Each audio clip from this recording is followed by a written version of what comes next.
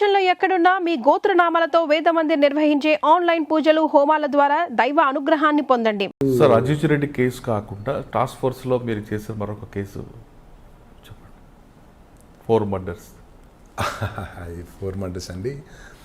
So ఈ 4 మర్డర్స్లో చాలా బాధాకరమైన కేసు అండి అది. ఈ 4 మర్డర్ కేసెస్ అంటే ఒక భార్య, భర్త, ఆయన ప్రసాద్ అనుకుంటా, ఇంజనీర్ గారు ఆయన, వాళ్ళ ఆవిడ లక్ష్మి సంథింగ్, కొడుకు కూతురు, ఒక బాబు ఒక పాప. అది ఒక బాబు 15 సంవత్సరాలు, పాప 10 years అన్నట్టుంది.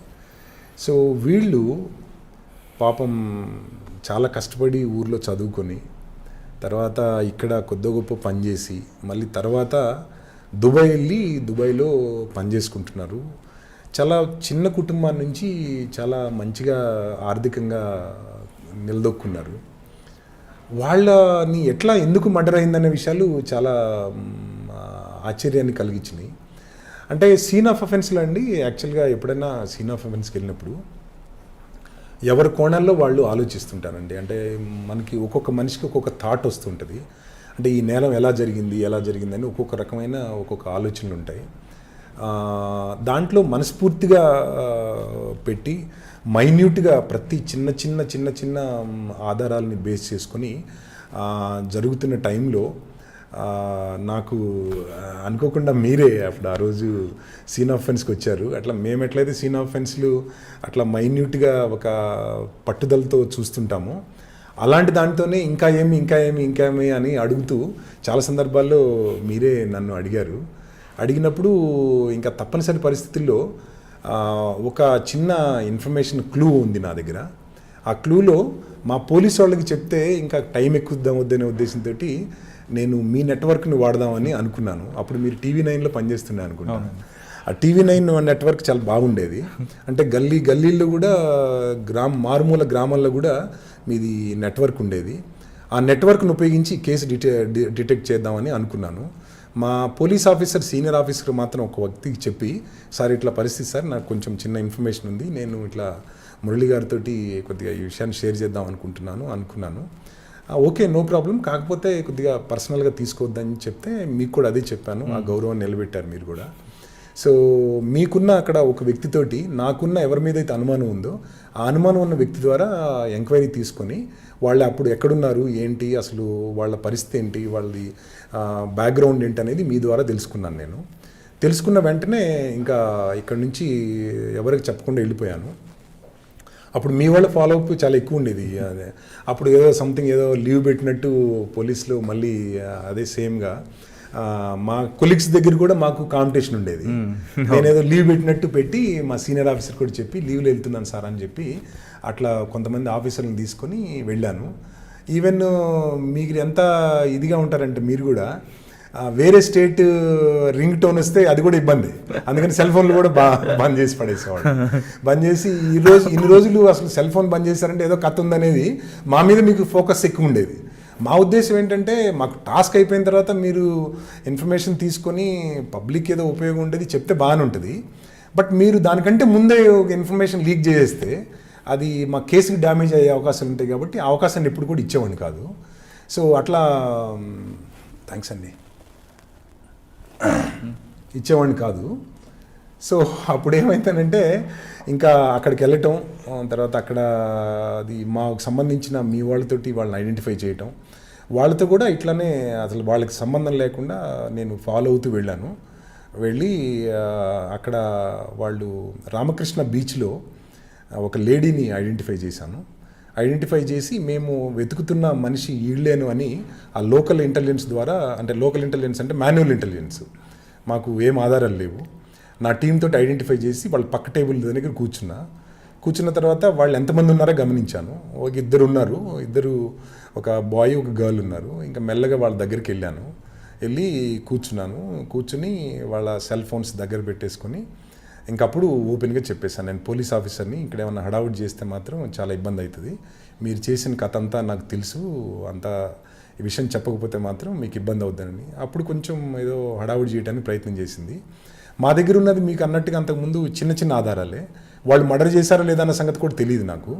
జస్ట్ కామన్ సెన్స్ తోటి ఇట్లా అయ్యుండొచ్చు అని అనుకున్నాం. అయితే ఆ పాప వీళ్ళ సొంత బంధువుల కూతురు అక్కడ దుబాయ్లో వాళ్ళు పాపం వీళ్ళు కూడా మంచిగానే బ్రతుకుతారనే ఉద్దేశంతో ఒక ఇన్సూరెన్స్ ఏదో చేసి ఇన్సూరెన్స్కి ఇన్స్టాల్మెంట్లు కట్టమని డబ్బులు దాదాపుగా 15-20 లక్షల రూపాయలు ఈ అమ్మాయికి పంపిస్తే ఈ అమ్మాయి ఇన్సూరెన్స్ కట్టకుండా ఏదో అంత ఫ్రెండ్షిప్లో వీటిలో పనికిమాలిన ఫ్రెండ్షిప్లు ఉన్నాయి ఆ అమ్మాయికి, వాళ్ళతోటి అలవాటు అయిపోయి ఆ డబ్బులన్నీ ఇచ్చేసింది.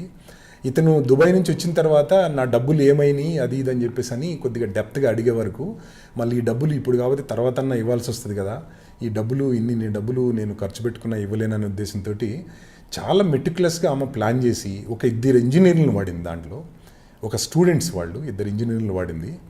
2 ఇంజనీర్లు వాడి అతని బాయ్ ఫ్రెండ్ ఒక అతను ఉన్నాడు, ఆ బాయ్ ఫ్రెండ్ని వాడి వాళ్ళు ఎలా వచ్చారు తర్వాత ఏం చేశారు తర్వాత చాలా మెటిక్యులస్గా వచ్చి ఇక్కడ వాళ్ళని చాలా సింపుల్గా చంపేసి ఏదో దొంగలు ఇది దొంగతనానికి వచ్చి వాళ్ళ దగ్గర ఉన్న డబ్బులు బంగారం కోసం వాళ్ళని చంపేశారనేటువంటి డైవర్షన్ పోలీసు వాళ్ళకి ఇవ్వాలనే ఉద్దేశంతో వాళ్ళ దగ్గర ఉన్న బంగారం తర్వాత గొలుసులు తర్వాత తాళిబొట్టులు తర్వాత వాళ్ళ దగ్గర ఉన్న డబ్బులన్నీ కూడా తీసుకెళ్లారు.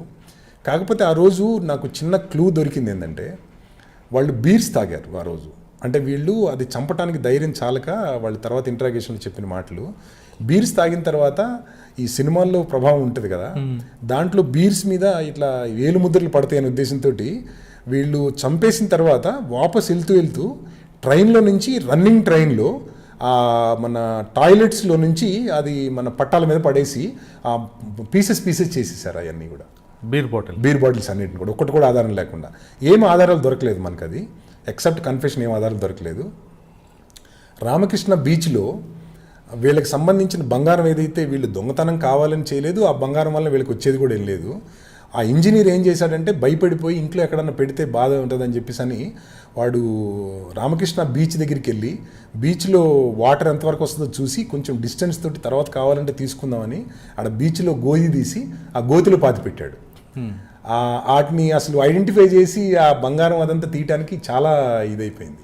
చాలా బ్యూటిఫుల్ కేసు అది. అంటే ఒకటేంటంటే తన సొంత బంధువులు తను కాకుండా తన వర్గానికి కూడా తన వాళ్ళందరూ కూడా పైకి ఎగరాలని చెప్పి పైకి పెరగాలని తన వీళ్ళుని మంచిగా ఆశించి వీళ్ళు తన బంధువర్గాన్ని కూడా పైకి లేపాలను వాళ్ళు కూడా మంచిగా బ్రతకాలనే ఉద్దేశంతో చేస్తున్న వాళ్ళు కూడా ఈ డబ్బుల విషయంలో ఎంత దానికి దిగజారి అమ్మాయి కూడా అతను వాళ్ళ నాన్నగారు ఏఎస్ఐగా వైజాగ్లో ఇది చేసేవాళ్ళు. వాళ్ళందరినీ కూడా మళ్ళీ అక్కడ కొద్దిగా సీక్రెట్గా ఒక ప్లేస్ తీసుకుపోయి ఇంట్రాగేట్ చేయటం, ఇవన్నీ మైన్యూట్ డీటెయిల్స్ తీయటం, తర్వాత మళ్ళీ వీళ్ళందరినీ చట్టానికి అప్పచెప్పటం. మళ్ళీ అంతకంటే ముఖ్యమైన విషయం ఏంటంటే రీసెంట్గానే వాళ్ళందరికీ జీవిత ఖైదు పడింది. నిజంగా చాలా సంతృప్తి అనిపించింది ఆ కేసులో. సార్, ఆ కేసులో మీ సబార్డినేటర్కి మీరు ఏం మోరల్ ఇస్తారండి? అంటే మీడియాని వాడమని చెప్తారా? అంటే మీడియాని అని కాదు, మీడియా సపరేట్ ఏం కాదండి. మీడియా కూడా మామూలుగా అందరిలాగానే వాళ్ళు కూడా వాళ్ళ పని వాళ్ళకు ఉంటుంది. అది అంటే మీడియాది కూడా మెయిన్ ఉద్దేశం అంటే నాకు తెలిసినంత వరకు సమాజంలో ఇలా జరుగుతుంది అని చెప్పేసి అని మిగతా వాళ్ళు ఏదో తొందరగా వాళ్ళు వేసేస్తున్నారు వాళ్ళకంటే మేము ముందేయాలనేటువంటి ఒక తపన పడతారు. కానీ అంతేగాని వాళ్ళ ఆ తపనలో తొందరపడి అనవసరంగా కేసుకి నష్టం జరగటం కానీ తర్వాత మిగతా వాళ్ళకి కానీ నష్టం జరగటం కానీ జరగకుండా వాళ్ళు చూపించేటువంటి విధానం ఏదో కొద్ది గొప్ప నేరాలు తగ్గటానికి కానీ లేకపోతే నేరాలు ఇలా జరుగుతున్నాయి కాబట్టి ఇలా జాగ్రత్తలు తీసుకోమంటాం కానీ తర్వాత సమాజానికి ఏదో మంచి ఉపయోగపడేటట్టే ఆల్మోస్ట్ అందరూ చేస్తున్నారు. అంటే కొంతమంది ఏంటంటే ఈ రేసింగ్లో ఏంటంటే మీడియా ఇప్పుడు సపోజ్ ఆ రోజు మీరు నాకు ఇచ్చిన ఇన్ఫర్మేషన్ని మీరే ఇట్లా ఉందని చెప్పి మీ సెల్ఫిష్ కోసం ఆ రోజు నాకు డిక్లేర్ చేసినట్టయితే వైజాగ్లో నాకు వాళ్ళు దొరికేవాళ్ళు కాదు, వాళ్ళు ఐడెంటిఫై అయ్యేవాళ్ళు కాదు. అంటే దొరికేవాళ్ళు కొద్ది టైం తీసుకునేది. దానివల్ల ఏమవుతుందంటే కొంచెం ఆధారాలు మిస్ అయిపోతుంటాయి. సో దానివల్ల కేసుకి డ్యామేజ్ అవుతుంటుంది. ఇంత 4 మర్డర్ కేసు హైదరాబాద్లో ఇట్లా నడిబొడ్డున ఒక లాడ్జ్లోకి వచ్చి మర్డర్ చేసిన వాళ్ళని కూడా పోలీసు వాళ్ళు ఇంతవరకు పట్టుకోలేదు అని మళ్ళీ మీరే రాస్తారు. పబ్లిక్లో కూడా భయం, పబ్లిక్లో కూడా ఒక రకమైన భయం. అసలు ఎవరు చేస్తున్నారు ఈ నేరాలని తెలియదు. ఎప్పుడైతే వాళ్ళకి సొంతకు సంబంధించినటువంటి బంధువులు ఈ నేరం చేశారని అనుకున్న తర్వాత కొంచెం ఆటోమేటిక్ కూల్ అవుతారు. కాకపోతే ఇంత ఇదిగా ఉందా, ఇంత మానవత్వం లేకుండా ఉన్నారా, రక్త బంధువులు కూడా ఇలా చేస్తారా అనేటువంటిది, అంటే సొంత బంధువులైనా, సొంత అన్నదమ్ములైనా, సొంత ఒక తండ్రికి తండ్రికి పుట్టిన పిల్లలైనా ఎవరు జాగ్రత్తలు వాళ్ళు తీసుకోవాలనేటువంటిది మోరల్ అనమాట. ఈ విషయంలో అక్కడ ఏంటంటే, అంటే ఇక్కడ చుట్టుపక్కల ఉన్న, అంటే ఇప్పుడు ఆ రోజు నేను మిమ్మల్ని తీసుకున్నాను, అలానే వాళ్ళు ఆ ఎదుటి వ్యక్తి మీద నమ్మకాన్ని బట్టి తీసుకోవాలి. అది నమ్మకం లేదనుకోండి, ఇంకొక దారి దొరుకుతుంది, 100 దారుల్లో ఇంకొక దారి దొరుకుతుంది, అది ఆ దారిని ఎప్పుడు అడాప్ట్ చేసుకోవాలి. సార్, సికింద్రాబాద్లో ఆ 4 మర్డర్ కేసు కాకుండా ఇంకా వేరే కేసులు బాగా గుర్తుండిపోయింది. ఒకటి బిఎస్ఎన్ అండ్ ఇంజనీర్ కేసు ఒకటి అనుకుంటానండి.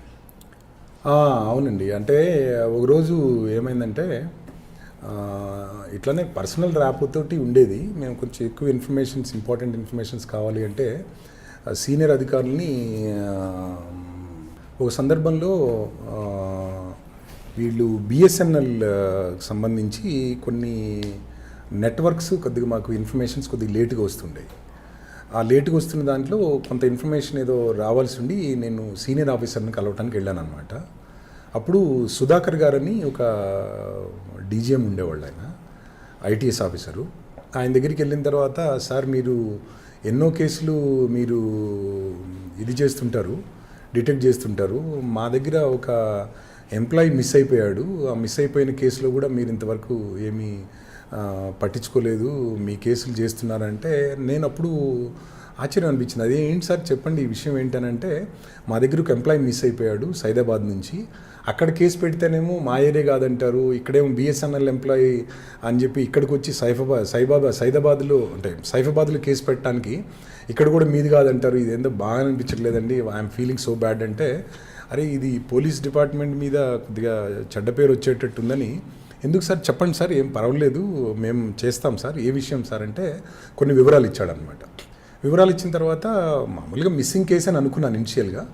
సో దాంట్లో వర్కౌట్ చేస్తుంటే కొన్ని మంచి ఆధారాలు సంపాదించాను, చాలా డెప్త్గా వెళ్ళాను ఆ కేసులో. వెళ్ళిన తర్వాత అతను ఓ రోజు సికింద్రాబాద్ రైల్వే స్టేషన్ పక్కనే ఎలిఫెంటా బ్రిడ్జ్ అని ఒకటి ఉంది, ఆ చుట్టుపక్కల ఏరియాలోకి వెళ్ళినట్టు తెలిసింది నాకు. అక్కడికి ఎందుకు వెళ్ళాడో అర్థం కాలేదు. దాని తర్వాత మళ్ళీ ఫిజికల్గా నేను నా టీంతో కలిపి అక్కడ ఏరియాకి వెళ్ళటం జరిగిందనమాట. అక్కడ కొంతమంది ఈ హోమోసెక్సువల్స్ ఉన్నారు. ఇదేంటి ఇక్కడంతా ఈ ఏరియా ఉంది కదా, ఇక్కడ ఎందుకు వచ్చి ఉంటాడు, ఇది ఈయనకు సంబంధించింది లేదు అని కొద్ది గొప్ప అనుకున్నాను, కానీ మళ్ళీ ఎందుకన్నా మంచిదని డౌట్ వచ్చింది. డౌట్ వచ్చి అక్కడ ఎవరైతే మన వీళ్ళు ఉన్నారో ఆ ఎక్కడెక్కడి నుంచి వస్తున్నారో వెరిఫై చేశాను. వెరిఫై చేసిన తర్వాత కొంతమంది భువనగిరి నుంచి వస్తున్నట్టు తెలిసింది. దాని తర్వాత నా టీంని తీసుకొని భువనగిరి వెళ్ళాను. భువనగిరి వెళ్ళి నేను ఇంకో కానిస్టేబుల్ ఇద్దరం కలిసి ఆ పర్టికులర్ విలేజ్కి మేము జనాభా లెక్కలు తీసుకునే వాళ్ళలాగా వెళ్ళాల్సి వచ్చింది. అక్కడికి వెళ్ళి ఇంట్లో ఎంతమంది ఉన్నారు అది ఇది అని చెప్పి ఎవరినైతే కొంచెం బాగా ఇది ఉన్నారో వాళ్ళని ఐడెంటిఫై చేసి వాళ్ళ మూమెంట్స్ తెలుసుకున్నాను నేను. తర్వాత ఫస్ట్ వాళ్ళ కొన్ని ఫొటోస్ దొరికినాయి. ఫొటోస్ అంటే డైరెక్ట్గా తీసుకోలేదు, ఇట్లా కళ్ళతో చూడటమే. కళ్ళతో చూసి కళ్ళల్లోనే మ్యాపింగ్ చేసుకునేవాళ్ళం. అట్లా చేసుకున్న తర్వాత వాళ్ళు ఎక్కడుంటున్నారు, వాళ్ళు ఎప్పుడు వస్తున్నారు, ఎప్పుడు వెళ్తున్నారు అనేది చూసాము. చూసిన తర్వాత ఇంక అక్కడ నుంచి ఆ విలేజ్లో పర్టికులర్ పర్సన్, వాళ్ళ తల్లి పేరు ఏంటి, ఆ గ్రూపులో ఎవరెవరు ఉన్నారని ఐడెంటిఫై చేసాం. ఐడెంటిఫై చేసిన తర్వాత ఇంకా వాళ్ళని ఎప్పుడు ఊర్లోకి వస్తున్నారు, ఎప్పుడు ఊర్లోకి బయటకు వెళ్తున్నారు చూసి ఊరు బయట వాళ్ళని ఫాలో అయ్యి వాళ్ళని పికప్ చేసాం. పికప్ చేసిన తర్వాత ఇంట్రాగేషన్లో చాలా దారుణమైన విషయాలు బయటపడ్డాయి. సో ఇతను మామూలుగా మరి అతనికి ఎలా వచ్చిందో తెలియదు. I don't want name that officer. అక్కడికి ఇతను హోమోసెక్స్ చేయించుకోవడానికి వెళ్ళాడు. అక్కడ వెళ్ళిన తర్వాత వాళ్ళు ఏదో ఇంతని డబ్బులు ఒక్కొక్కసారి చేసిన తర్వాత ఇంతని ఇతను వాళ్ళకి ఇచ్చేవాడు అనమాట. ఆ ఇచ్చేటప్పుడు ఏమైందనంటే ఆ ఏరియా అంతా కొద్దిగా పొదలు అట్లా ఉన్నాయి. దాని తర్వాత ఇక్కడ కాదు వేరే చోటుకి వెళ్దామని చెప్పి వేరే చోటుకి తీసుకొని పోయారు. అక్కడ ఏదో వీళ్ళు పిచ్చి పనులు చేస్తున్నప్పుడు అతనికి సంబంధించింది ఏటీఎం కార్డు కింద పడింది. వీళ్ళకి కొంచెం ఆశ పుట్టి దాని పిన్ నెంబర్ చెప్పమంటే ఇతను కూడా నాకు కావాల్సింది ఇంకా చేస్తే నేను కూడా ఇస్తాను మీకు డబ్బులు అని అన్నాడు అనమాట. ఇచ్చిన తర్వాత వాళ్ళు అట్లా చేసి దాని తర్వాత ఇతన్ని ఇన్ని డబ్బులు తీసుకున్నాం కదా, ఇతను మళ్ళీ ఎక్కడన్నా బయట చెప్తాడనే ఉద్దేశంతో అతన్ని అట్లనే మామూలుగా ప్యాంట్ కూడా తీసేసింది, అండర్వేర్ తీసేసింది, అట్లనే అతన్ని చంపేశారు. చంపేసి అక్కడ బోడుప్పల్ ఏరియాలో ఒక చెరువు ఉంది అక్కడ. ఆ చెరువులో రెల్లిగడ్డి అవన్నీ ఉంటాయి, పెద్ద పెద్ద హైట్గా ఉంటాయి అన్నమాట. ఆ పొదల్లోకి తీసుకెళ్ళి వీళ్ళు ఈ పిచ్చి పనులన్నీ చేశారనమాట. అసలు శుభం తెలియని అతన్ని కేవలం డబ్బుల కోసమే చంపేసి, మేము మా పేర్లు ఎక్కడ బయటకు వస్తాయి అనేటువంటి ఉద్దేశంతో అతన్ని చంపేసి అతనికి ఒక రాయి కట్టారు. రాయి కట్టి అట్లా వాటర్లో వదిలేశారు, డెడ్ బాడీ కూడా బయటికి రానియకుండా. చాలా సందర్భాల్లో మీ ప్రెస్ వాళ్ళందరూ కూడా ఈ మా సార్ మన కమలాసన్ రెడ్డి సార్ని అడుగుతుండే, సార్ మేము కూడా లైవ్ ఆపరేషన్లు చూస్తాం అది ఇది అంటే, అప్పుడు దాదాపుగా 2-3 వ్యాన్స్ ఉండే మా దగ్గర అక్కడ, మన స్టాఫ్ని తీసుకుపోయే వ్యాన్స్ ఉండే. ఈ వ్యాన్స్ అందులో అన్నీ తీసుకొని పోయి ఇక సార్కి ఇట్లా జరిగింది సార్, అది వాళ్ళని పికప్ చేసాం సార్ అంటే, మనం చట్ట ప్రకారంగా మనం దీన్ని లైవ్గా బాడీని రిట్రీవ్ చేద్దాము అంటే తీద్దామని అన్నారు. అన్నప్పుడు ఇంకా వెంటనే వీళ్ళందరినీ తీసుకొని వాళ్ళని కూడా అక్యూజులు కూడా తీసుకొని కన్సల్ట్ ఇన్స్పెక్టర్ని, సైదాబాద్ ఇన్స్పెక్టర్ గారిని తీసుకొని ఆ ఇన్వెస్టిగేషన్లో వీళ్ళు ఏదో నేరం ఒప్పుకున్నారు. ఒప్పుకున్న తర్వాత డెడ్ బాడీని రికవరీ చేయడానికి వెళ్ళినట్టు ఈ ప్రెస్ వాళ్ళందరినీ తీసుకుపోవడం జరిగిందనమాట. అసలు ఆ బాడీని తీస్తుంటే ఆ బాడీ ఆల్రెడీ కొంచెం మామూలుగా డీకంపోజ్ అయిపోయింది, 4-5 రోజులు అయిపోయింది. ముఖం మీదంతా ఈ పురుగులు వచ్చేసినాయి. అది తీయటానికి ఎవరు కూడా ధైర్యం చేయలే. ఇంక అట్లనే కాలువలో దాంట్లో దిగేసి ఆ బాడీని లాక్కొచ్చినాం. వాళ్ళతోనే తీపిచ్చాను బాడీని కూడా. సో దగ్గర తీసుకొచ్చి చూస్తుంటే చాలా దారుణం అనిపించింది. అంటే వాళ్ళకి ఏం శత్రుత్వం లేదు, ఏం లేదు. వాళ్ళకున్న క్షణికావేశం, తర్వాత వాళ్ళు ఏదో తాగిన మైకంలో అట్లా మనిషిని చంపేశారు, ఒక మంచి ఇంజనీర్ని చంపేశారు. ఆ ఇంటికి మన ఆధారం లేకుండా అయిపోయింది. ఆ కుటుంబం కానీ తర్వాత వాళ్ళ పిల్లల్ని కానీ చూస్తుంటే చాలా బాధాకరం అనిపించింది.